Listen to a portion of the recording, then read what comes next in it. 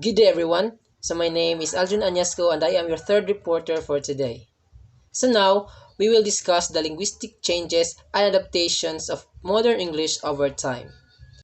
The evolution of modern English has been marked by a series of linguistic changes and adaptations, reflecting to the dynamic nature of language and its responsiveness to external influences.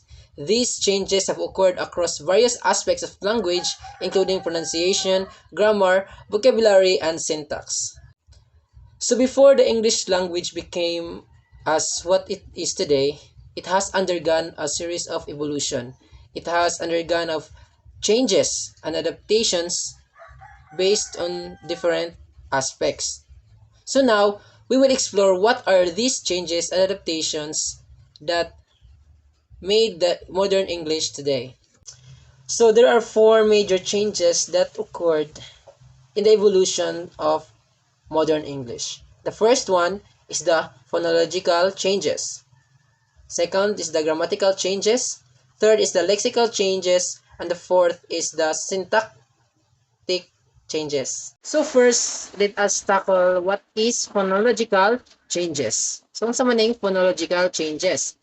So it is the changes on how sounds function and organize in a particular language or languages. So it has something to do with the sound. So una nga, phonological change is the great vowel shift in and it happened on 14th to 17th century. So the pronunciation of long vowels underwent a significant shift between the 14th to 17th centuries. So example nga is Old English vowel A with a macron sa ibabaw sa A kanang naimurag badlis mo itawag nga na is macron. It is pronounced as shifted to the modern vowel language to O. For example, so the word home became modern English into home. So sa una, ang basa niya is ham nga pinataas. Karon sa modern English, it is kanang nabago na siya, nahimo na siyang home. So another example is the Old English vowel U with kanang na macron. It is pronounced as U. So it shifted to the modern English vowel into O or U nga pronunciation. Example, the Old English Suni or meaning sun. So it became Sony later or na change after some modern English and then karon nahimo ni siyang sun. Sunod kay the loss of final unstressed vowels. It is the gradual disappearance of unstressed vowels at the end of the words such as stone from Old English sun. So over time, unstressed vowels at the end of the words are gradually dropped. So example ano sa word nga love, kasi love. So ang Old English love is lufu. So it has a final unstressed E sound, then while the lufu or loved had a final unstressed E and a final unstressed D sound. So today, the final vowels in these words has been lost, resulting in modern pronunciations. So, ang sa una nga love nga pronunciation, ang love nga word sa una is lufu. Sa karon nga modern nga English, it is now pronounced as love. And the lufud nga pronunciation or nga word karon nahimo nang loved in modern English. So the third phonological change is the merging of vowel sound. It is the consolidation of distinct vowel sound into a single sound. In Old English, there were distinct vowel sounds for the word stan or meaning stone and stanas or stones or the plural form. However, over time, the vowel sounds in these words merged, resulting to the word stone being used for both singular and plural forms. So sa una, ang singular o ang plural nga stone is lelahi og pronunciation. Ang singular is stan and the singular is stanas. So in the modern English, it is now pronounced both ang plural o singular as stones. But, stone or stones, but ang plural is na ay S. So, those are the three phonological changes that occurred in the evolution of modern English. So now let's move on to the grammatical changes. So from the word grammar, it is a set of rules and principles that govern the structure of usage of a language, including syntax, morphology, and semantics. So it is the change in the structure sa mga sentences sa modern English. So the first grammatical change is the simplification of conjugations. Reduction in the number of verb forms, particularly in the present and past tense. The Old English verb system was highly complex, featuring a variety of endings depending on the tense, person, and numbers. So, ang verb system sa unang English is very complex. Sa example diri, kung mingon ka og to love, ilang sa ang Old English na is lufyan. Kung maingon kag I love, ik lufij, yung kag you love, pu lufast. So atong makita nga as kung maglaylahi ang subject, so maglaylahi pud ang love or ang verb. So in modern English, gihimo na ni siyang kanang simpler. So kung yung kag I love,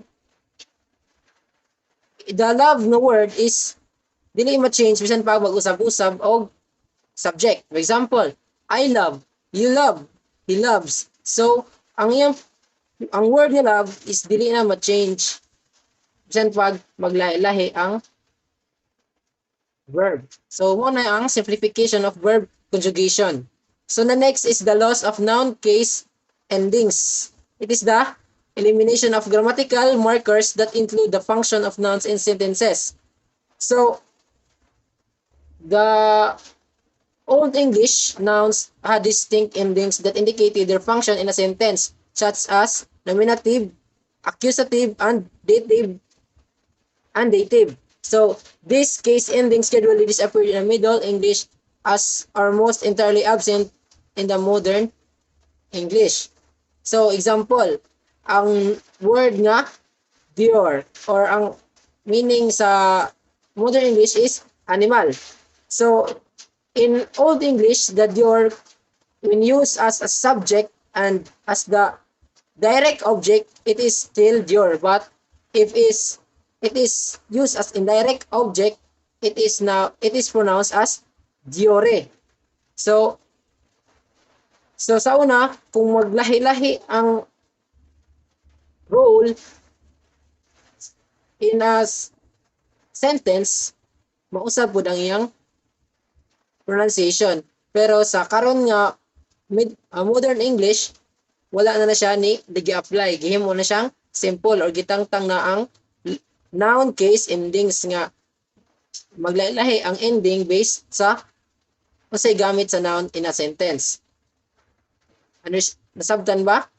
So the next grammatical change is the development of periphrastic constructions. The use of auxiliary verbs and phrases to express grammatical concept are previously conveyed by inflection. So inflection ang ilahang gamit sa una. So ang inflection is involved siya combining auxiliary verbs and phrases in grammatical to express grammatical concepts. So example, the word nga love or sa diba sa una lufu or to love or lufyan. So in future tense, mahimo siyang ik lufij or sa modern English siya, I will love. So ang ilang auxiliary ang ato karon na nay auxiliary verb nga will, ang sa una is ang word mismo may mausob or madugangan og mga letters to express nga nasa future tense na siya nga word. So mo to siya ang periphrastic development of periphrastic construction. So now let's move on to the lexical changes. It refers to the changes in vocabulary, and words used in a language, including their meanings, forms, and relationships. So the first lexical change is the borrowing of words from other languages. So like Filipino language, we often borrow terms from the other language nga walay katumbas sa ato ang language. So just like Filipino, English also before borrow words from the other languages like Latin, French, Greek, and more recent encounters. So sa unang panahon ang mga English nga language borrowed from lain nga mga languages. So, mabito na nga kanang natay i-search nga mga root word. So, makita nato kung disagi ka ng mga words or mga terms sa English nga gikan siya kasagaran sa Latin, sa Greek, ug sa French. So, for mga example ani kay like education, government, geography, stem from the Latin where amo to siya ang gikan sa Latin, and rendezvous, cuisine, and entrepreneur are derived from French. So, mo to siya mga English terms nga na-derive from the other languages. So the next is the coinage of new words. It is the creation of new words to process like compounding, affixation, blending. So English is the dynamic language constantly expanding its vocabulary through the creation of new words. So kay bawo natadaan nga ang language is dynamic. So it is changing. Kaya every day naibag-o nga mga term nga mapuno. So example sa ato nga mga terms karon, unfriend, di ba? Ato na siya nagamit nga term kay sa Facebook nga friend mo then imong gi-unfriend. So but it can also be applied sa tinuod nga kinabuhi. So sa kanang nga term nga mga terms nanggawa sa sila based sa mga atoang mga gigamit sa atong panahon. Pero napoy mga example like compounding kanang imong i-combine ang mga words. Sa example ani kay brunch. So kaning brunch is mura na siya combination ni siya sa breakfast o lunch. So nahimong brunch. So pinaagi sa atong sa mga tao nga sa paggamit nila sa language ilang giminugbo or ilang gipang sumpay-sumpay makabuo ta og mga bag-o nga mga terms nga magamit na pod sa mga new generations ug makalimtan na pod nila ang mga makalimtan nila ang mga karaan nga mga English terms. So the next is the semantic shifts, changes in the meaning of existing words. So naay mga terms sa Old English nga pag-translate na sa modern English na usob ang meaning. So example, ang word nga nice. So ang nice sa Old English means foolish or ignorant. Pero pag-evolve sa language to modern, nahimo na siyang pleasant or agreeable or moingkag nga nindot. Mo na siya bag-o nga meaning sa nice karon. Pero sa una is the opposite. So mo na siya example sa semantic shifts nga nausob ang meaning sa words by time. So the next change is the syntactic changes. It refers to the changes in rules and patterns governing the arrangement of words and phrases in a sentence. So it is concerned about na pod sa arrangement of the words and phrases. So example ani is una ay kay fixed word order. It is the development of a rigid word order, particularly in subject-verb-object construction.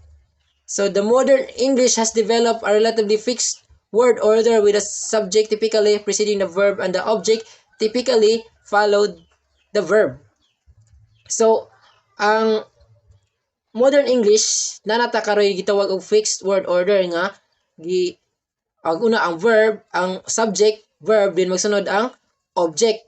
Pero sa una nga ng Old English wala jay ingon nga word order or pattern sa una depende ra sa giunsa ni paggamit basta kay masabta ra siya. So mo to ang fixed word order. Nausob ang order sa una nga or na natay fix nga order karon compare sa una nga wala. So the next is the loss of grammatical agreement.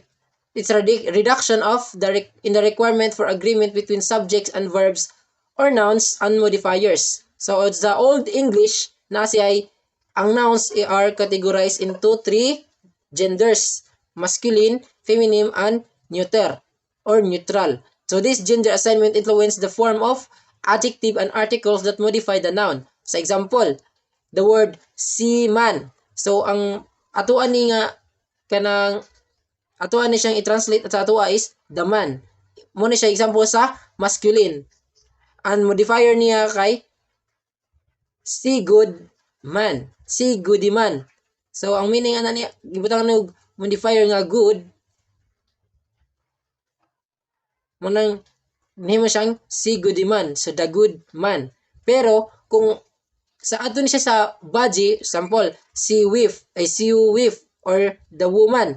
So kay feminine man na siya, so ang gamiton nimo is the taas nga gu or the CEO goody with. Kay kung sa man, goody nga si goody ra siya, si goody man. Pero sa woman, gamit sila og feminine nga modifier.